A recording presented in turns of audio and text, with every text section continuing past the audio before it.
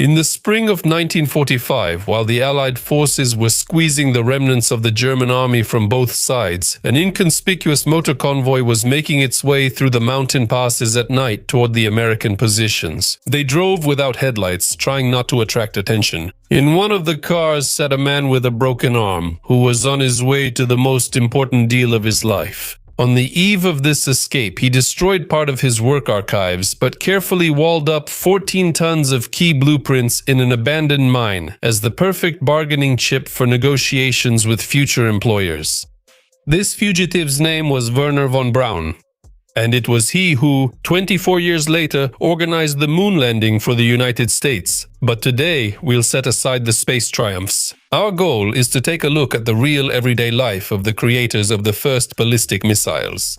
We will examine how the workers were organized, the work schedule of the V-1 and V-2 engineers, what happened in their comfortable, closed settlements, and how that very mechanism of psychological blocking functioned, allowing them to passionately design the future in the underground tunnels of Mount Kohnstein. Hello everyone, my name is Semyon, and you are on the History Show channel. The How They Lived series is officially underway. Let's begin.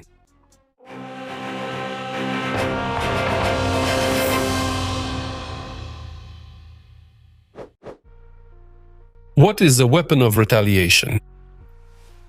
The term Vergeltungswaffe, weapon of retaliation, was coined by the Ministry of Propaganda of the Third Reich and put into use exactly when Allied aviation began systematically bombing German industrial centers. The Reich urgently needed a weapon capable of reaching London without using bombers and risking their own pilots, who were already in critically short supply. Two different technologies were adapted for this task. The V-1 was a cheap flying bomb that relied on mass production and the terrifying sound of its pulse jet engine. But the V-2 was a real technological breakthrough, a 14-meter ballistic missile that fell from the stratosphere at supersonic speed, making any air defense systems of that time absolutely useless. The Nazi leadership sold the war-weary population on the idea that these Wunderwaffe alone would turn the tide of the war. But for the propaganda myth to turn into real tons of metal and explosives falling on British cities, someone was needed who could make the physics work. Who are these people? The A-4 rocket, which would later become the V-2, was developed by a whole group of specialists, each of whom was responsible for their part of the project, and without any one of them, the program simply would not have moved forward. The team was led by Walter Dornberger, an artillery officer with a pragmatic outlook. He translated engineering terms into general's language, explaining to the military why the project couldn't be finished by lunchtime tomorrow. Technical director Wernher von Braun was the face of the program, a strategist who knew how to sell an idea. And the heart of the system, the engine, relied on Walter Thiel, whom his colleagues called the brains behind the whole fuel system. And when it was time to turn one-off prototypes into a production line, manufacturing specialists like Arthur Rudolph stepped in. The age of this team is surprising. In 1937, when construction of the test site on Eustom Island began, von Braun was only 25. It's like if today a graduate student were to head a state-level design bureau and actually deliver results. Most of the key engineers were between 20 and 30 years old. Where did these people come from? And here, a loophole in the Treaty of Versailles came into play. It prohibited Germany from having heavy artillery, but there wasn't a word about rockets. Yes, and in 1919 no one considered them a threat. For the military, this became a gray area where they could pour money without violating international bans. The team's core grew out of amateur rocket clubs from the late 1920s. These were guys who devoured Jules Verne, dreamed of space and built their first engines in vacant lots, blowing up their homemade devices and burning their hands. For example, von Braun's fascination with pyrotechnics began in childhood. Once he attached a firework to a toy cart and caused chaos in the street, which got him hauled off to the police station. For these guys, rocketry was a childhood dream that suddenly received government funding. When the regime offered them test sites and unlimited resources, they didn't think about ideals. They saw a way to achieve what they had only dreamed of before. But for this team of ambitious engineers to deliver results and turn blueprints into metal, they needed their own secluded base. And the state machine didn't skimp. The Reich built a true technological utopia for von Braun and his people, an isolated bubble inside which the war remained just a line in the morning newspaper. Peenemünde, the everyday life of a model imperial settlement. This entire giant scientific research complex went down in history under the name Peenemünde, after a small village on the island of Usedom. Both the test site itself and the nearby settlement of Karlshagen, where the staff lived, were built not as a typical closed military facility, but as a true social showcase of the Reich. The idea was almost utopian, to show how, under National Socialism, engineers and workers lived side by side in a single classless national community. Instead of dreary barracks, the rocket creators received keys to full-fledged townhouses with separate bedrooms, kitchens, and private gardens. The infrastructure of Karlshagen was impressive. The local department store replaced an entire city. There were grocery and dairy counters, a bookstore, a barber shop, and even its own car rental service. Children were taken to school on special buses, and every morning 6,000 employees commuted to work for free by commuter train. And while all of Germany was already living on strict food ration cards, the shelves in the local store were overflowing with goods. The team lacked nothing. And just a 15-minute walk from these shop windows, there were wooden barracks for prisoners. Inside the strictly guarded perimeter with multi-level colored passes, there was a freedom unusual for a totalitarian state. Specialists calmly took vacations, called their families, and went yachting together on the Baltic Sea. But it was impossible to keep thousands of people motivated with just rations and sailing. In June 1943, Dornberger gave a masterful speech in front of the team. Nazi propaganda in it was intertwined with the idea of technical messianism. He said, "You are not just tightening bolts, you are pioneers changing the rules of war and peace." This approach worked flawlessly, turning exhausting routine into personal involvement in a historic breakthrough.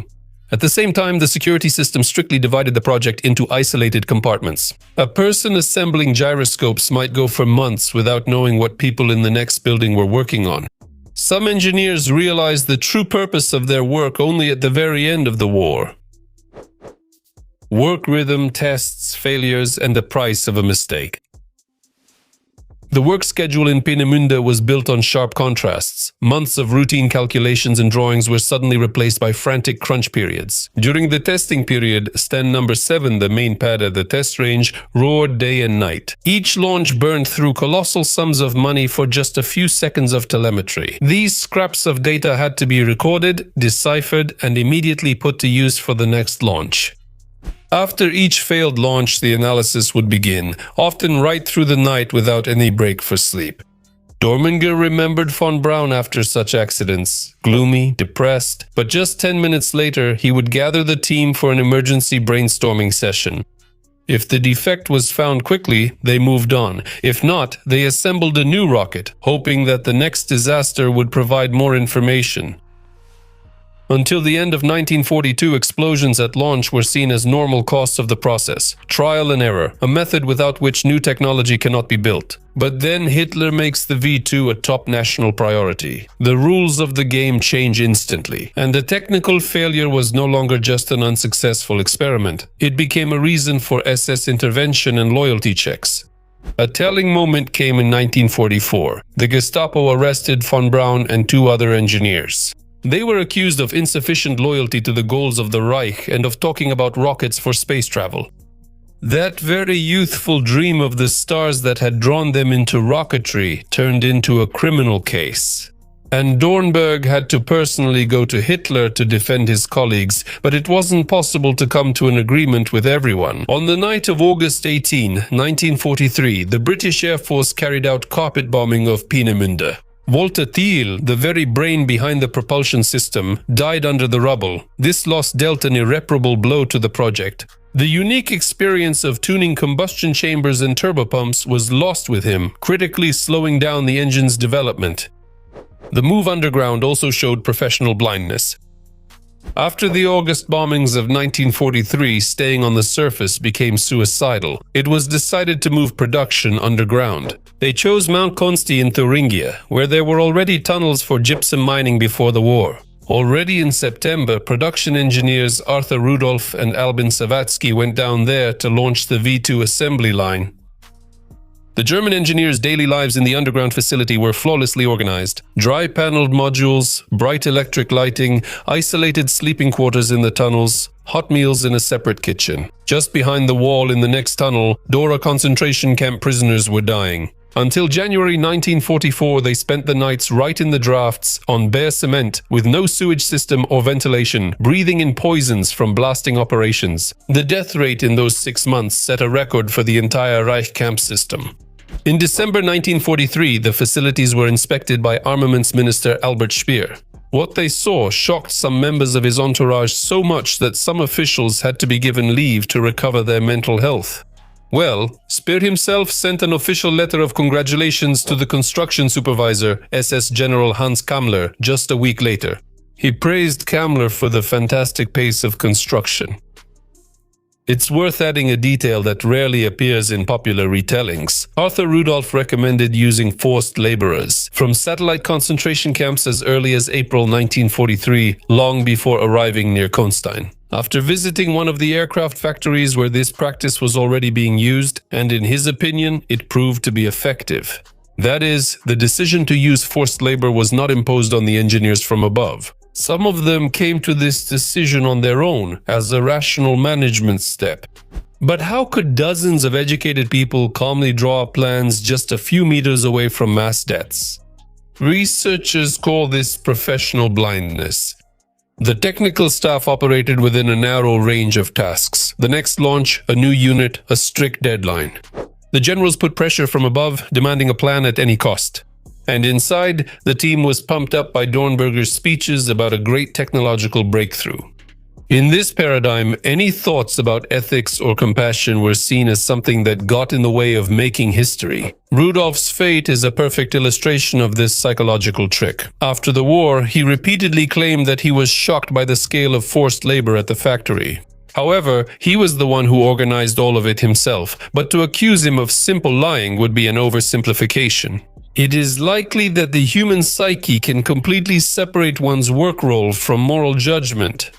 One part of the brain solves a production problem with maximum efficiency, while another, years later, is genuinely horrified by the result. The end of Peenemünde and the Great Disappearance. By the spring of 1945, the outcome of the war was obvious to anyone who could read the reports. The Red Army was advancing from the east, while the Americans and British were pressing from the west. On May 4th, Soviet troops would enter Peenemünde, but they would find only empty workshops there. By then, the rocket engineers would have already left. The evacuation had been planned months before the end. Surrendering specifically to the Americans was not Werner von Braun's personal decision. All those guys, Dornberger, Rudolph and Braun, weighed the risks as pragmatically as possible. The British, who had endured months of V-2 attacks in London, clearly wouldn't have welcomed them with open arms. The Soviet option was also dismissed. It wasn't hard to predict what would happen to a man with an SS officer rank in a system that had just lost tens of millions of its citizens in a war with Germany. The United States remained the only safe market where engineering talent could be traded for life and freedom. The logistics and evacuations were overseen by that very same SS General Hans Kammler, who had managed to build several concentration camps, including Auschwitz. About 500 valuable specialists were transferred to the Alps. Archives were burned by the ton, but the most important part was hidden in the Harz Mountains, as a bargaining chip for future negotiations. The move happened at night with headlights off, along roads filled with people from the collapsing front heading both ways. In this chaos, Kammler himself disappears without a trace, leaving historians with one of the main mysteries of the end of the war. The surrender to the Americans went like a classic business deal. In the summer of 1945, Operation Paperclip began. U.S. intelligence selects 115 top specialists from Peenemünde to be sent across the ocean. At the same time, bureaucratic obstacles, such as personal orders from Truman prohibiting the hiring of active Nazis, were bypassed by sanitizing their records. Compromising documents about SS membership were literally paperclipped to the back of personal files, hiding them from the inspection commissions. That's where the name of the operation comes from. The Soviet Union carried out a similar campaign, Operation Osławiakim. The only difference was in the methods. While the Americans negotiated and signed contracts, the Soviets simply loaded several thousand German specialists onto trains and took them away in a single night. What happened to them? Decades later, the fate of this team looks less like a triumph of justice and more like a cold audit of assets. It is this outcome that shows how responsibility was actually distributed after the fall of the Reich. Werner von Braun became the face of American space exploration, the technical director of the Saturn V program, and the architect of the lunar mission. He passed away in 1977, decorated with national medals of the United States, remaining an untouchable icon of science. Walter Dornberger lived peacefully until 1980.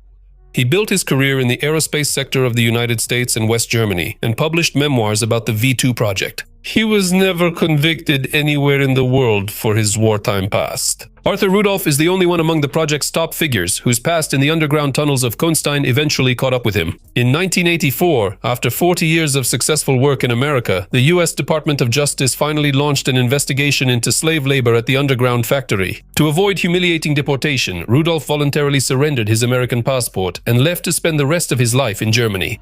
As we can see, the fate of engineers was determined by their technical usefulness to the new superpowers, who were ready to whitewash anything in their past in exchange for a promising future.